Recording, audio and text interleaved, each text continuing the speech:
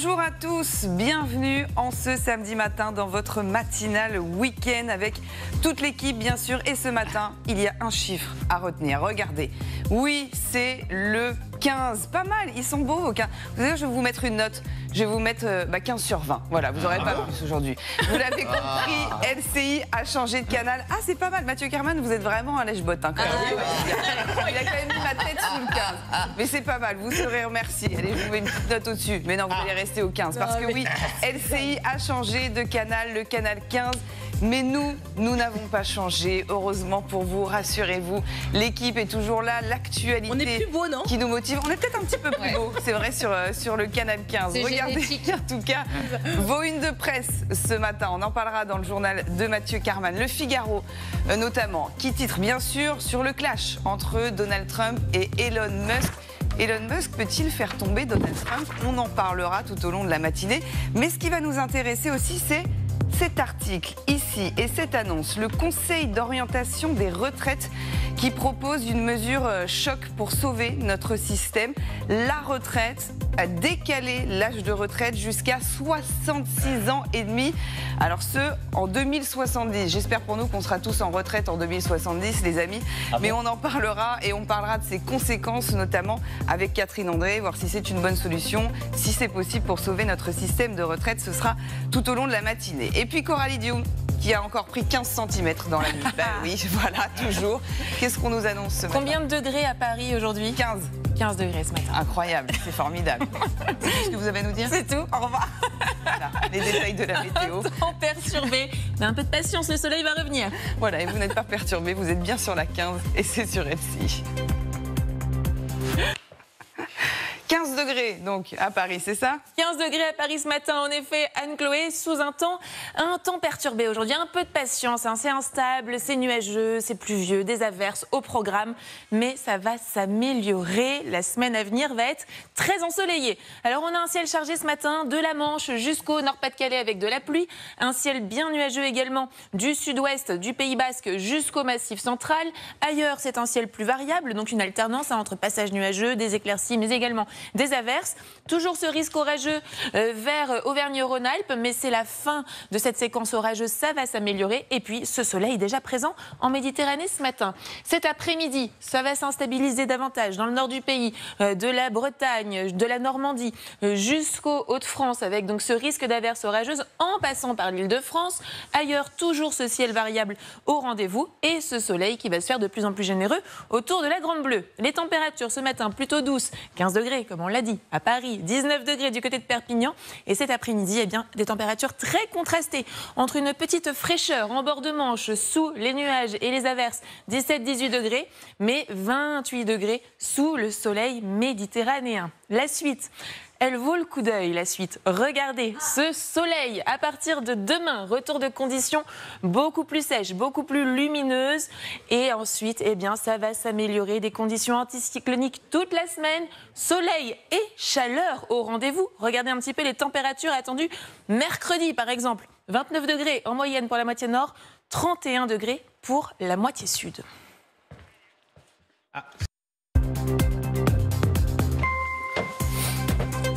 Il est bientôt 6h, bienvenue si vous nous rejoignez. Canal 15 pour LCI, la matinale du week-end et le journal avec Mathieu Kerman.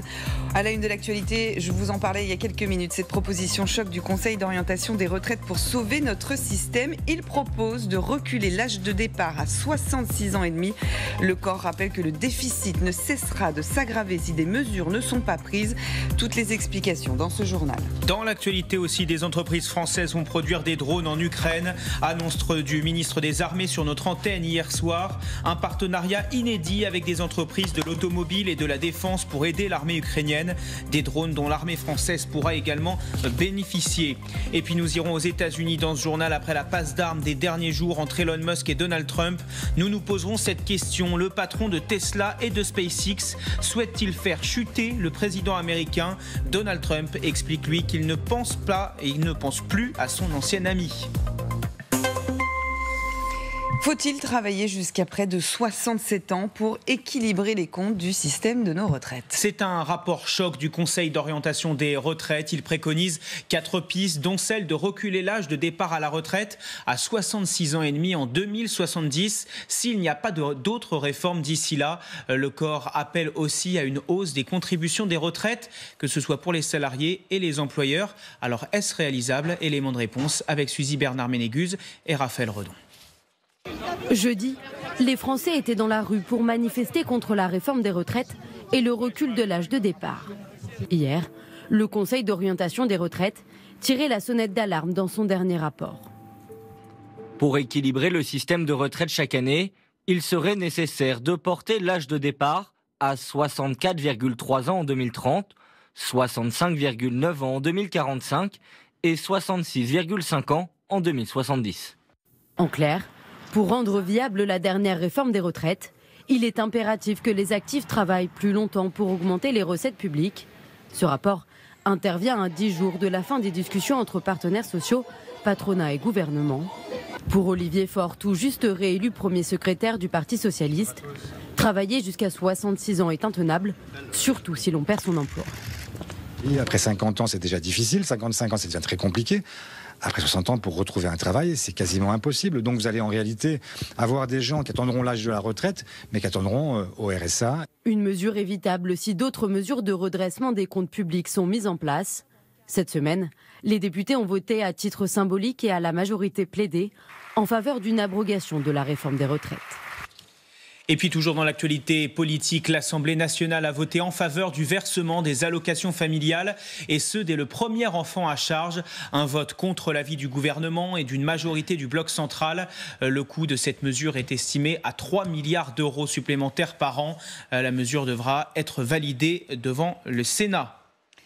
Un homme a été placé en hôpital psychiatrique après avoir agressé un rabbin hier. Les faits se sont déroulés à Neuilly-sur-Seine, en banlieue parisienne. C'est la deuxième fois en une semaine que ce rabbin est attaqué et agressé. Il était assis à la terrasse d'un restaurant quand il a reçu une chaise sur la tête. L'homme a été interpellé. Il est né dans la bande de Gaza. Écoutez. Je suis assis à la terrasse d'un café avec une personne avec qui j'avais rendez-vous et puis d'un seul coup je reçois un coup sur la tête. Je me suis demandé c'est pas quelque chose qui était tombé du toit. Je me retrouve par terre, coup vraiment violent et puis j'entends des personnes qui disent arrêtez-le, arrêtez-le. Donc je comprends qu'il y a une agression. Bravo pour les personnes qui ont eu le courage. Vraiment je les félicite parce que c'est rare et il faut le souligner et qui ont ramené très rapidement la personne qui avait pris une chaise, faut croire. Enfin pas faut croire, qui a pris une chaise et qui m'a donné un coup extrêmement violent sur la tête. Et puis c'est un partenariat inédit. Des entreprises françaises vont produire des drones sur le sol ukrainien. Annonce du ministre des Armées Sébastien Lecornu hier soir sur notre antenne. Ces drones seront destinés aux Ukrainiens, à l'armée, mais aussi aux armées françaises. Écoutez Sébastien Lecornu, interrogé hier soir par Margot Haddad sur LCI. On va se lancer dans un partenariat complètement inédit où une grande entreprise produisant des voitures françaises, je ne donne pas le nom parce que c'est à elle de l'annoncer, mais va s'allier avec une PME de défense française et sur lequel nous allons armer des lignes de production en Ukraine pour être capable de produire des drones non seulement pour les Ukrainiens, mais également nous allons aussi en faire bénéficier nos propres armées françaises pour avoir en permanence un entraînement tactique, opératif qui colle à la réalité de cette ligne de front, y compris en matière de guerre électronique, en matière de distance, en matière de missions téléopérées, en matière d'imagerie, autant de sujets évidemment qui sont très précieux. Et cette annonce intervient alors que des frappes d'une ampleur inédite ont fait un mort à Kharkiv cette nuit et plus de 7 blessés. La Russie qualifie désormais la guerre en Ukraine de conflit existentiel. L'armée russe a d'ailleurs riposté en Ukraine après les récentes attaques de Kiev sur le territoire russe. Arnaud Delataille. Après de nouvelles frappes sur l'Ukraine ce vendredi, qualifiées de riposte à de récentes attaques ukrainiennes d'ampleur selon Moscou, le Kremlin continue de justifier la guerre qu'il mène. Pour nous, c'est une question existentielle, celle de nos intérêts nationaux, de la sécurité, de notre avenir et de celui de nos enfants. Une nouvelle déclaration, signe de l'intransigeance de la Russie, mais surtout une justification maintes fois entendue sans fondement. C'est un discours paranoïaque assez classique en réalité, en Russie, en Union soviétique auparavant, qui justifie encore une fois plein de choses, qui justifie surveillance interne, qui justifie la mobilisation des forces, de la société, la guerre, donc tout simplement, mais qui en réalité repose sur rien.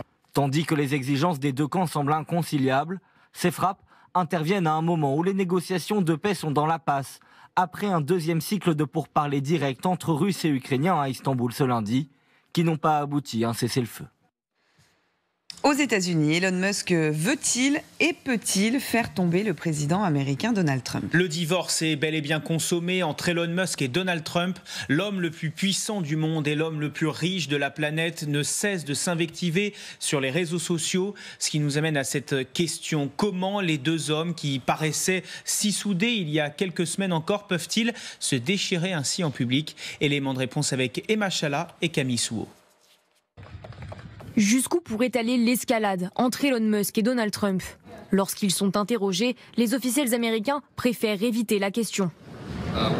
Écoutez, je ne vais pas m'engager dans ces allers-retours. Je ne pense pas que le peuple américain se soucie beaucoup des guerres sur Twitter.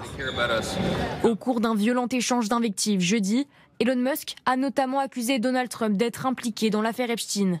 Les deux hommes ne semblent pas prêts à se réconcilier. Hier, le chef d'État a même refusé la proposition d'Elon Musk de s'entretenir par téléphone.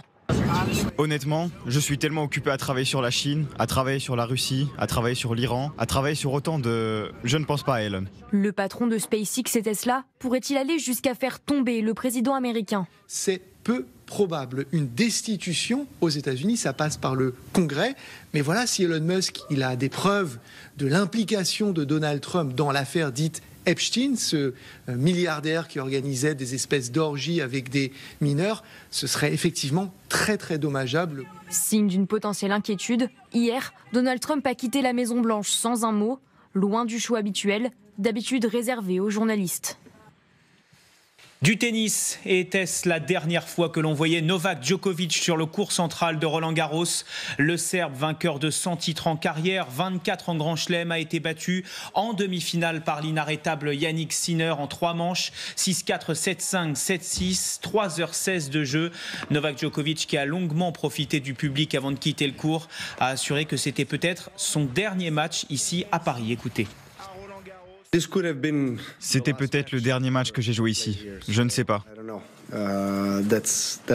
C'est pourquoi j'étais un peu plus émotif, surtout à la fin. Mais si c'était le match d'adieu de Roland-Garros pour moi dans ma carrière, c'en était un merveilleux en termes d'ambiance et de ce que j'ai reçu de la foule. Et sachez que la finale opposera donc le numéro 1 mondial, l'Italien Yannick Sinner, au numéro 2 mondial, Carlos Alcaraz. Il s'est qualifié un peu plus tôt dans la journée. Et la finale dames, c'est ce soir. Aryna Sabalenka, numéro 1 mondial, face à la numéro 2, Coco Gauff. Ça vous a perturbé, ce qu'il a dit Djokovic. Bah oui, parce son que dernier match à Roland-Garros, là, vous n'avez pas aimé, Mathieu? Non, j'ai pas aimé, parce que c'est la fin d'une ère. Il n'y aura plus Nadal, il n'y a plus Federer et il n'y a plus Djokovic. Il y a Coco Gauff. Mais il y a Coco Gauff ou Aryna Sabalenka. Voilà, il y en aura d'autres, Mathieu. C'est comme ça aussi. Il y aura Carlos Alcaraz, il va prendre la relève, je crois. Bon, vous l'avez compris, ça a déprimé Mathieu Carman, en tout cas, cette information. On va continuer à parler de sport ce matin. On va s'arrêter sur un parcours atypique, celui de Margot Boulet. Elle est championne de natation cavalière. Elle a été membre du GIGN, mais elle a vu sa vie basculer après un grave accident de parachute. Elle s'oriente alors vers le para-aviron. Aux Jeux paralympiques de Tokyo 2020, elle remporte une médaille de bronze. En 2024, elle est à nouveau sélectionnée, décroche une médaille de bronze là aussi. Depuis, elle est de toutes les finales, de tous les podiums. En parallèle, vous allez le voir, elle fait partie de l'armée des champions. Marianne Kotonov et Marine Truchot l'ont rencontrée pour LCI.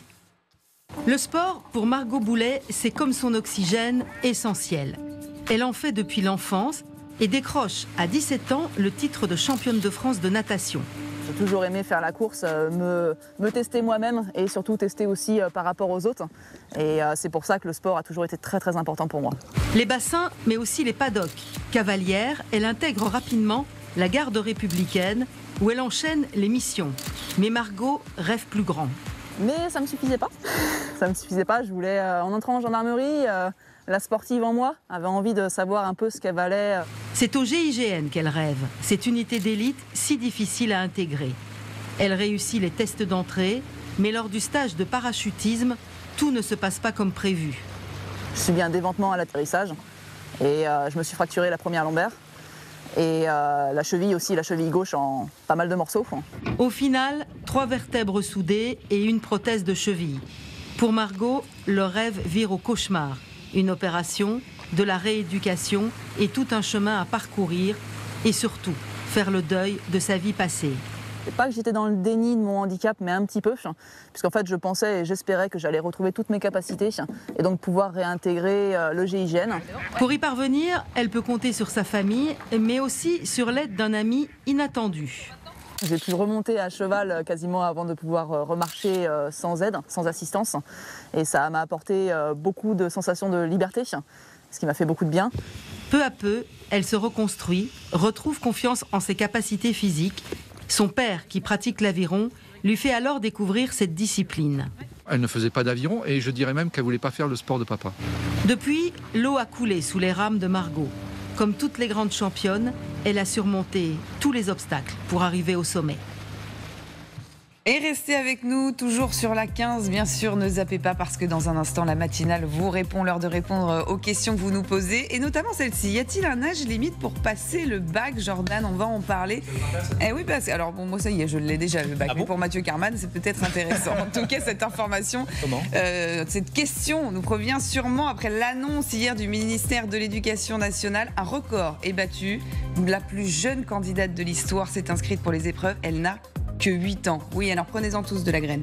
Allez, vous avez eu le bac? À tout de suite. Oui, j'ai eu le bac. Sans mention.